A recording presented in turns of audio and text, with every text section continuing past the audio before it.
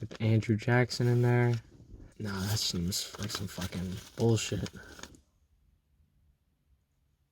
So in my last video, I was talking about one of the major components about becoming rich and becoming wealthy is to save a lot of your money. And I know that's a lot easier said than done, especially if you're a college student or if you're young and you're just starting to pay off your loans or something like that. I get it, saving can be really difficult, but once again, it's all in the mindset like I mentioned last time. I'm gonna be sharing 5 tips that you can follow to start saving more money, and if you implement these tips into your daily life, not only will saving become second nature, but spending money will also seem like the chore instead of saving being the chore. So let's get right into it. So this first tip can help anyone no matter how much money you're making, and that is to track every single one of your expenses. When you get into the habit of tracking every single one of your expenses and tracking down where each and every penny goes, you start to become more conscious about where you're allocating your money, and that really helps you save a lot more money and cut back on things that you don't need. For example, you don't necessarily realize how much money you're spending on food until you actually see the total on paper. It is so easy to spend over $200 a month on food, but once you actually see how much money you're spending and where you're spending it, it becomes a lot more easier to realize where you need to cut back on your expenses. What I do is I have a spreadsheet of everything that I spend money on, to gas, to clothes, and I have like a budget that I set for myself. My goal is to always spend below that budget. And having an Excel sheet like this really helps you see exactly, all right, how much money am I spending on food? How much money am I spending on gas? How much money am I spending on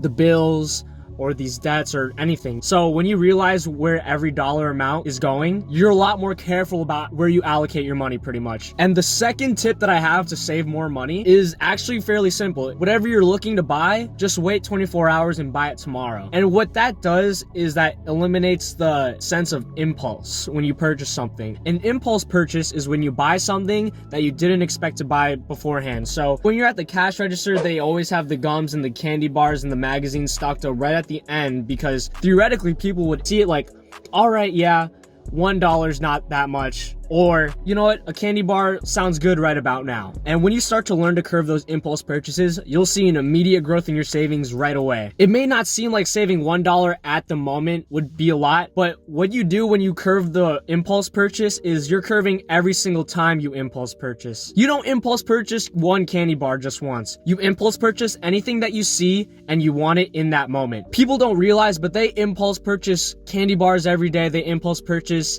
bottles of water every day, or soda, or whatever they buy, and they buy it because it's convenient. But if you were to prepare beforehand, maybe if you were to pack your own lunch or bring your own reusable water bottle, you'd be spending a lot less money on those two things. And impulse purchases don't even have to only be food. They can be clothes, they can be tech, they can be literally anything. I remember when I was 16 and I was still making minimum wage, doing some shitty job. After 2 weeks of work, I'd get a humongous $400 paycheck. And I remember one time I woke up on a Friday morning because I got the direct deposit, and I saw that I had an extra $400 in my bank account, and this is the stupidest thing anyone can ever do. I said, all right, what can I buy today? Like that is such a consumer mentality, and you're not going to save any money if you have that type of mentality. But long story short, I spent $245 on a pair of Air Jordan 11 basketball shoes. That is a purchase I didn't even expect to make that morning when I woke up. It's just that when I woke up, I saw that I had all this money in the checking account, and I went on eBay to see whatever I wanted to buy, and I ended up impulse purchasing a $245 pair of shoes. Like, how stupid is that? If I were to wait maybe a day after that, I probably wouldn't have bought the shoes. But then again, at the same time, my brain didn't understand the true value of $1. So for all I know, yeah, I probably would have bought the pair of shoes anyway, regardless if I waited 24 hours or not. But when you wait 24 hours for a majority of your purchases, you're gonna realize how much you really didn't want the item that you were looking at in the first place, and that could save you a lot of money over the months and over the years. And while we're on the topic of impulse purchases, do not always buy the sales. Don't buy something because it's just on sale and stuff. Let's say these headphones, right? They're $200 retail, but right now they're having a Black Friday sale and they're only $90. When you purchase those pair of headphones, you're not saving $110, you're losing $90. And just because something says clearance or 50% off, it can get really tempting to buy it, but you have to keep in mind that you don't really need that item and that you only want it because it's on sale. So the third tip I have when it comes to saving a lot of money is you need to keep in mind the cash equivalent of the item. And then you have to ask yourself, would I rather have the cash or would I rather have the item? Let's say there's an $80 jacket that you really, really want. $80. Would you rather have $80 in your hand, or would you rather have the jacket? And a lot of people would say, yeah, they would want the jacket, but then you're not gonna wear the jacket all the time. You're gonna wear it probably 3 times. I remember one time I bought an $80 sweatshirt and I only wore it twice. My $245 pair of shoes, I only wore those like 10 times. In a way, that's kind of like saying, each time I wore that sweatshirt, I spent $40. And my $245 pair of shoes that I wore 10 times, that's me paying $24.50 each time I wore the shoe, which is ridiculous. If I could go back in time, I totally would not make those purchases, and I would much rather have that money. In fact, when you look in your closet, how much of those clothes do you actually wear on a daily basis? And that's what I asked myself. I had maybe like 20 shirts or something, but I would only wear my favorite 7, and there'd be no incentive to wear the other 13 because I would do laundry every week, so my 7 favorite pairs of shirts would already be washed to be worn again the next week. So what I started to do is I started to sell all of my clothes for a lot cheaper than what I originally bought it for. But at the same time, it's better to have those liquefied into cash than collecting dust at the back of my closet. Now I only have the bare essentials. Every single article of clothing that I have in my room, I actually wear, and there's nothing in my closet that just sits in the back collecting dust, because that's a big waste of money. And I suggest if you look in your closet right now and see how many things that you never wear or things that you haven't worn in years, and just get rid of them. You could donate them if you want, but you can also make a fair amount of money just selling your clothes. And the 4th tip I have for saving more money is that you need to keep in mind how many hours you're working. Think of the hour equivalent that you have to work to obtain the item. So I deliver food. A lot of people have this assumption that food delivery drivers make shit money.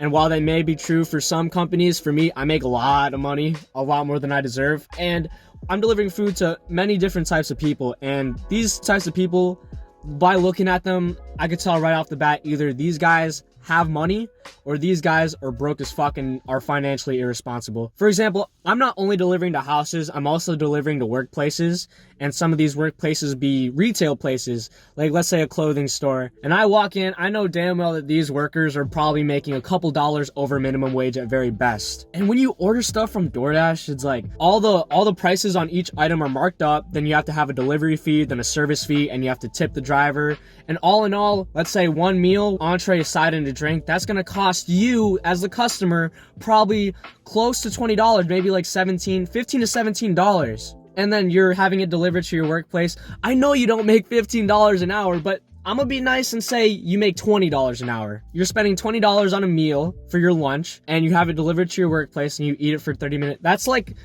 let's say your lunch break is at 12. That means you spent the whole entire 11 o'clock to 12 o'clock working for free, also you can eat an overpriced meal. And if you're buying a $100 jacket, just think that that's going to take you 4 to 5 hours to earn the money to actually buy the jacket. And if you're working minimum wage, that's going to be even more. It's going to be like 8 hours or something. Like, I doing the math off the top of my head, so I don't know if that's right, but you get what I'm saying. And the last tip I have for saving a lot of money is that you need to remember how much your money is going to be worth over time. In my last video, I mentioned Roth IRAs, and at the age of 20, each dollar you invest in a Roth IRA will become $14 by the time you're 59 and a half. And that's a lot of money. You're multiplying your money times 14 pretty much. And when you have that mindset, it'll scare you away from making purchases like a $5 cup of Starbucks coffee, because $5 in 40 years, assuming a 7% return, that's $75. So you got to think, is this cup of coffee worth $75 of future money? Most likely the answer is going to be no, and you're going to be more willing to cut that expense. And even then, $5 upfront for a cup of coffee is robbery, which is why I want to start a coffee shop sometime in my life, because I know people are willing to pay for it. There are some people that buy Starbucks coffee every single day, right? And let's say their drink is $5. Actually, let's be nice and say that their drink is $3. 3 times $365 is over $1,000 that you're losing per year. And even if it was per week, right? $5 times 52 weeks in a year, that's $260 that you're losing all so you can drink coffee. And food and drink is something that I used to spend so much money on food and drink, it is not even funny. And it's just so cringeworthy to think back at it, because when it comes to food, you're eating it for 15 minutes and you're just gonna shit it out later.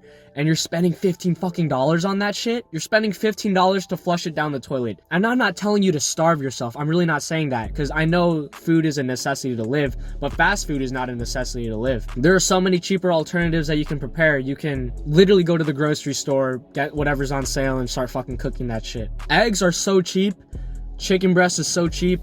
Oatmeal is so cheap. Like, you can feed yourself, like, you can eat healthy without having to break the bank. Fast food will always be a markup because it brings you convenience. But in reality, you just have to stop being lazy and pack your food and take that shit to work. Or make your food at home, don't be lazy and order food. You know what I'm saying? Like, that's just like, it's such a waste of money. It's the biggest waste of money, especially for young kids, especially for college students. I know how it is because my friends, they would want to eat out every single night. And that shit is just like, I always thought, like, where are you getting the money for this? Where the fuck are you getting the money for this? Like, do you make 6 figures a year or something? Like, what the fuck? When you start tracking every expense that you have and you start to resist impulse purchases and you start recognizing the future value of your money, it becomes a lot easier to save, and it actually becomes a lot more cringeworthy to spend money. Because in my mind, when my friends want to spend money on this and that, they want to go to this place or they want to eat here or something like that, it's so cringy to me because it's like, dude, you want to spend $10 on food when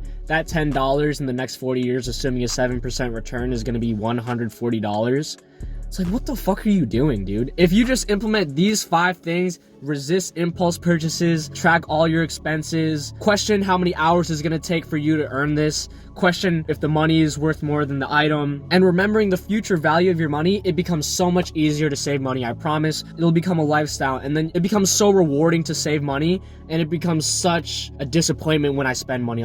Every time I spend money on some shit now, I'm just like, oh fuck, I shouldn't have done that. Like, that's not even worth it. But whenever I save money and I start investing it in the stock market, or I put in my emergency fund, it feels so good to me. It feels like I'm making progress in my life. You know, this is really important habits to start picking up, and if you start right now in your college years, you're going to be so set for the future. You're going to be retiring early and all that stuff. So I hope you really enjoyed the video. Please hit the like button and subscribe. And that's it. Thank you so much for watching my video again. I hope my videos are getting better as I make more. So just let me know. Boom, boom, boom. Thank you.